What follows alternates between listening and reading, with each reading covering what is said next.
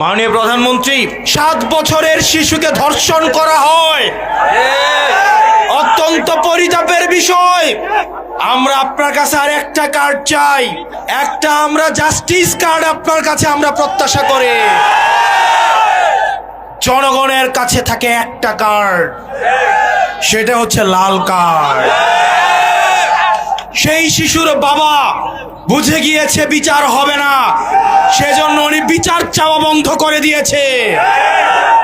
মাননীয় প্রধানমন্ত্রী, আপনি আমাদেরকে অনেক কার্ড দিচ্ছেন, ফ্যামিলি কার্ড, আপনি অনেক কার্ড দিচ্ছেন, কৃষক card, family card, well card, LPG card, diesel card, খামারি কার্ড। আমরা আপনার কাছে আর একটা কার্ড চাই, একটা আমরা জাস্টিস কার্ড আপনার কাছে আমরা প্রত্যাশা করি। না হয় মনে রাখবেন, আপনি কার্ড বছরে 20টা দেন, জনগণের কাছে থাকে একটা কার্ড, সেটা হচ্ছে লাল কার্ড। এই কার্ড যতদিন না পর্যন্ত আপনি জাস্টিস নিশ্চিত করবেন, আপনার এই কার্ড কোনো কাজে আসবে না। 2 বছর পরে দেখা যাবে এই কার্ড নিয়ে সবাই বাসার মধ্যে উনু খেলে। প্রিয় নাঙ্গলকোটবাসী, প্রিয় তারুণ্য, আপনারা যারা এখানে আছেন, আপনারা আমাদের ব্যর্থতা মনে করিয়ে দেন, একই সাথে সাথে আপনারা আমাদেরকে আশাবাদী করেন। কারণ এইখানে যারা আছেন, আপনাদের কারু বেগম পাড়ায় কোনো বাড়ি নাই। আপনারা এইখানে যারা আছেন, কারু মামা চাচার পরিচয় এখানে বসেন নাই। এইখানে যারা আছেন, আপনাদের নেতার গাড়ির পিছনে দৌড়াইতে হয় না। আপনারা এইখানে যারা আছেন, আপনাদেরকে কোনো রাজনৈতিক লাঠিয়াল বাহিনীতে রূপান্তর করা হবে না।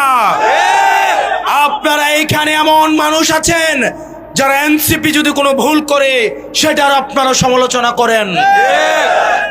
প্রিয় তারুণ্য, আমরা এমন একটা রাজনৈতিক দল গঠন করেছি যে এই রাজনৈতিক দল অন্য কেউ সমালোচনা করতে হয় না, সেটা নিজ দলের মধ্যেই সমালোচিত হয়। কোনো নেতিবাচক কাজ যদি করে, নিজ দলের কর্মীরাই সেটাকে জবাবদিহিতার মধ্যে নিয়ে আসে। প্রিয় তারুণ্য, এই দেশটা আমাদেরকে গড়তে হবে। আমরা দেখেছি এই রাজনৈতিক ভাষণে রাজনৈতিক নেতারা তার সন্তানদেরকে বিদেশে রাখে দেশের শিক্ষা ব্যবস্থার উন্নতি করতে চায়। আমরা দেখেছি আমাদের দেশের মানুষ বিচার পায় না, শিশুরা ধর্ষিত হচ্ছে, বর্ডার দিয়ে অস্ত্র ঢুকছে থানাতে, আমার জনগণ বিচার পায় না, মামলা দিতে গেলে মামলা রাখে না। আর স্বরাষ্ট্রমন্ত্রী সংসদে দাঁড়িয়ে উনি বাংলাদেশের মানুষকে প্রতারণার সংবিধান শিখায়। স্বরাষ্ট্রমন্ত্রী চোখ খুলে দেখেন, মানুষ বিচার চাওয়া বন্ধ করে দিয়েছে। আপনাদের কি অধঃপতন হলে মানুষ আর বিচারও চায় না, কারণ সে জানে বিচার চেয়ে লাভ নাই, কারণ সে বিচার পাবে না। প্রিয় মনোহরগঞ্জবাসী এবং এই তরুণ প্রজন্ম, আপনারা আজকে এই বিস্তীর্ণ মাঠে খোলা আকাশের নিচে, সুনীল আকাশের নিচে যারা এসে দাঁড়িয়েছেন, যাদের ভোট দেওয়ার বয়স হয় নাই কিংবা যাদের ভোট দেওয়ার বয়স হয়েছে, পরবর্তী বাংলাদেশ আমরা আপনাদেরকে নিয়ে বিনির্মাণ করব। যেই বাংলাদেশের থানায় গেলে তার রাজনৈতিক পরিচয় জানতে চাওয়া হবে না, যেই বাংলাদেশে চাকরি পেতে হলে মামা চাচা এবং রাজনৈতিক দলীয় পরিচয় থাকা লাগবে না, যোগ্যতার ভিত্তিতে এই বাংলাদেশের প্রত্যেকটা নাগরিক চাকরিতে, মেধায়, নেতৃত্বে এবং রাজনৈতিক নেতৃত্বে আসতে পারবে। প্রিয় মনোহরগঞ্জবাসী, আমরা এমন একটা বাংলাদেশ গড়তে চাই যেই বাংলাদেশে পলিটিক্যাল লিডাররা রাজনৈতিক মঞ্চে দাঁড়িয়ে শুধু বড় বড় কথা বলবে না, বড় বড় কথা বলে তারা নিজেরাই যাবে থাইল্যান্ডে চিকিৎসা নিতে, সিঙ্গাপুরে চেক আপ করাতে, তাদের সন্তানদেরকে তারা ইউএসএ, আমেরিকা, কানাডায় বেগম পাড়ায় রেখে পড়াবে। আমরা এমন বাংলাদেশ চাই না, বরং এমন বাংলাদেশ চাই যেই বাংলাদেশের শিক্ষা প্রতিষ্ঠানগুলোতে দপ্তরির ছেলেও যেমন পড়াশোনা করবে, ঠিক প্রতিষ্ঠান প্রধানের ছেলেও পড়াশোনা করবে।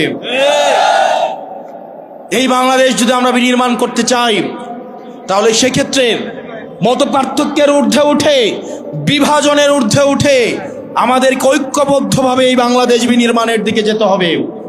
প্রত্যেকটা নাগরিকের মর্যাদা আমাদেরকে প্রতিষ্ঠিত করতে হবে। এবং আমার সামনে যে উদ্দীপ্ত তরুণ সমাজ রয়েছে, আপনাদের সামর্থ্য, শক্তি এবং উদ্দীপনাকে কাজে লাগাতে হবে।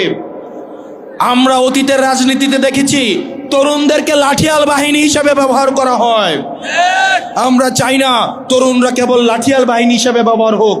আমরা বরং চাই তরুণরা নীতি নির্ধারণী পর্যায়ে থাকবে।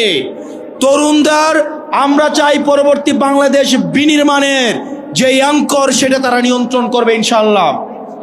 প্রিয় মনোহরগঞ্জবাসী, আমাদের এনসিপির নেতৃত্বে আমরা পরবর্তী বাংলাদেশ বিনির্মাণের জন্য প্রত্যেকটা উপজেলায়, প্রত্যেকটা ওয়ার্ডে, প্রত্যেকটা ইউনিয়নে আমরা আমাদের এনসিপির এই সাংগঠনিক কার্যতৎপরতা আমরা ছড়িয়ে দেব ইনশাআল্লাহ।